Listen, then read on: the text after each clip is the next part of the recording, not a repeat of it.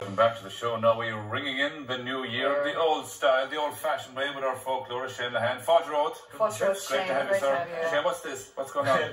You know, we're at the end of Christmas. We've just finished. Yesterday was the 6th. The 12 days are over. But yesterday, all over Ireland, we'll say 100 years ago, there was one of the most extraordinary rituals that I've come across in my own researches. Yeah. And this was a system whereby they used to make a cake of cow dung, believe it or not, and into it they used to place one of these. These were the old candles on go. These were the rush lights. Yeah. You had to peel the old... So the rushes, the green rushes, you peel them down, you leave a small little bit of green along the back, and you dip them into tallow or into beeswax or whatever there would have been.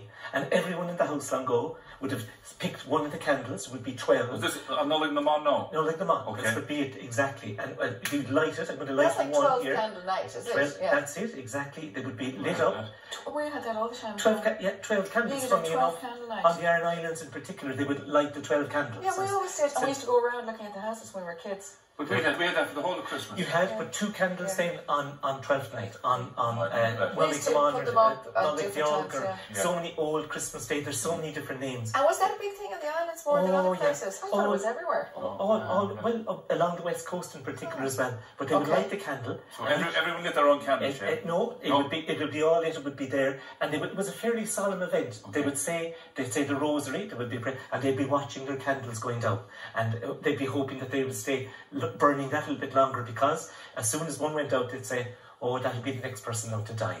And so if you were the person that picked the candle, you were going to go. It was a way of foretelling the sequence of death. But people believed this. Oh, they did. They really believed it. And not only that, they let all the candles burn down, and then they took the cake of dung, as it were, and they put that into the cow house, and that was to bring luck for the rest of the year. And was the cake of dung, was that dried already? Was it like it was kind of... Was that what you called it? Scroll cake? The scroll you put in the fire.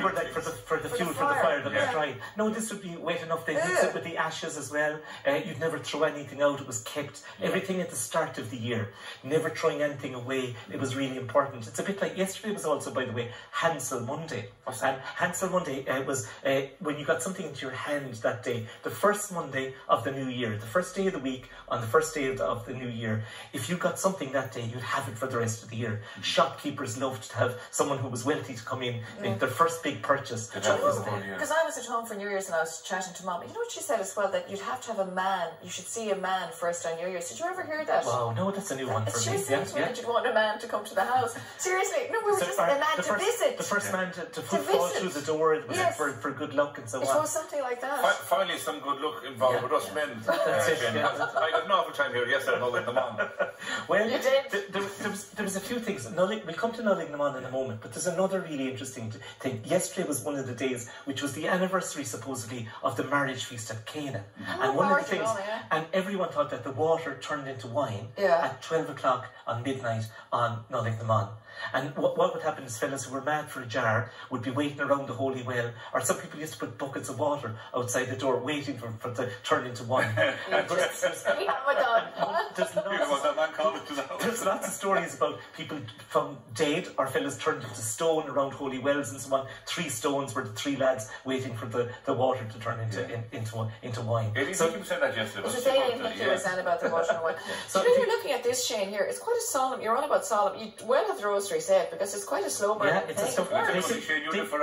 They can take about an hour to burn down. I think the rushes turn to silk, water to wine, rushes to silk, and the sandstone to gold. They were the 3 things that would happen magically on the day. But the other thing that's interesting is that in the rest of Christendom, and particularly we forget that there's a whole Eastern Orthodox faith, in that period of time, it was also the celebration of Christ being baptized by Owen Boschta, by John the Baptist.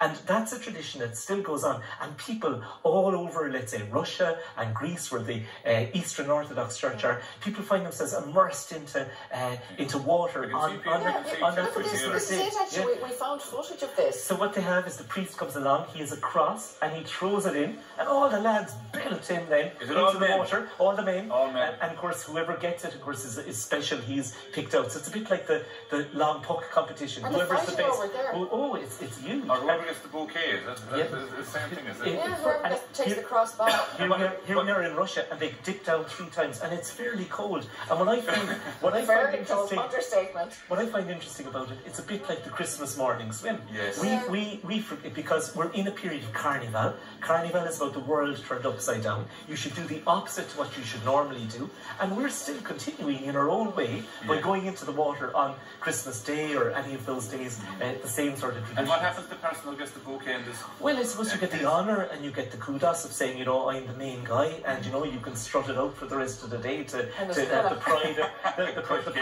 the pride of doing all those sort of things. Tell us what Kush came Culloch. I was talking to Mom about this too. Well, yeah, I suppose it's a lovely phrase, and you look at it and everyone's confused by it. What's the measure of a cock's foot? But one of the great things is that from this point onwards, from Little Christmas as it's called, and it's interesting just to say to you, we call it Nollag but it's Nollag as well. And then of course we get Women's Little Christmas, or in Cork people say Little Women's Christmas, and people talk about the little women that are there. But I suppose what's interesting about it, I suppose, Maura, is that we love this idea of the new year. We love the idea of the stretch in the evenings, and the notion of the stretch that's coming in. And I suppose that indecipherable, how long is a cock's stride, you know? But it's enough to get us excited about the new life. So it's in other words a tiny little bit every day.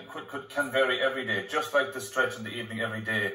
It could be a few seconds longer or shorter every day. That's it. That's it. That's the thing. But there is, and also I think it goes back to the time when you were saying they had no clocks, they were also marking time by shadows and by different systems like that. So it might have been something to do with the length of the shadow or the shortening of a shadow and so on. You know what, they were so, if you really think about it, technology and innovation and all that is great, but we were less in touch with the natural environment. Absolutely. Like, you could tell, I mean, even my own father would know the time of the day, would know by just looking at the sun. They were very in touch with nature, the ground, when to plant, just instinctively in touch. And even I was talking to my students about weather lore. One of the things I found so interesting, down in Gougane, in that lovely lake and so on, people knew it was going to rain by the sound of the waterfall. If they could hear the sound, they knew the pressure was different, they knew the pressure was going to change, they knew it was going to rain. Nobody would know any of that stuff. I said to Rita one day, I said that there's snow coming because I smelt it, and she burst out laughing. Well, you said this on the show today, and I burst out laughing. But you can smell it though. You can smell it. You can smell it. What do you smell? Just damp in the air, is it? Do you know what it reminds me of going to school when I was small? That's what it reminds me of. It's just a really cold.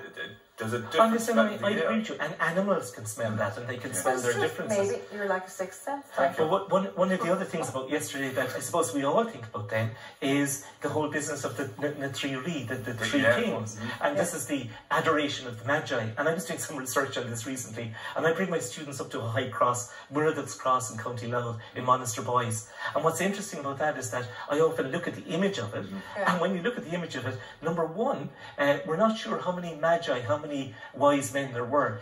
Peter Harbison will tell us that there's actually 4, and others will say 2. We've come to a kind of a compromise over 3.